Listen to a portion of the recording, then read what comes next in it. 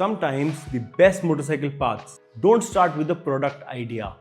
They start with a request from the customer. One day, someone messaged me and asked, "Can you build a proper Cholo style fenders for the Super Meteor 650?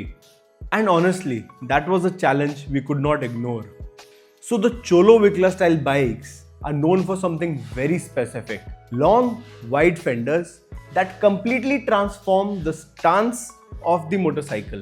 They give the bike the low dramatic cruiser look. So the question was, can we adapt the low styling for the Super Meteor, keeping it functional and aesthetic? So the first step was understanding the customer, what exactly he wants. They loved the Cholo style aesthetics but wanted something that would still work practically with the Super Meteor platform. So we started studying the proportions, wheel coverage and the stance of the motorcycle. Before making anything physically, we began experimenting on Photoshop with digital render. This helped us visualize how different fender lengths and shape would look on the bike. Because with the design like this, even the small changes in proportion can completely change the character of the motorcycle. Once we finalized the visual direction, the next step was building the design in 3D modeling software. Here we defined the exact curvature of the fenders, the mounting structure, the wheel clearance, and even the wire management inside the fenders, tail lamp and indicators. This stage ensures everything works before we build anything physically.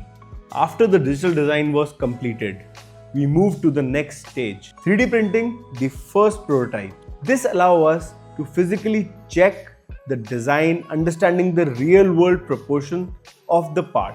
We installed the 3D printed fenders on the bike, began test fitting it, and at this stage carefully check the mounting alignment, wheel clearance, suspension travel, and overall stance of the bike.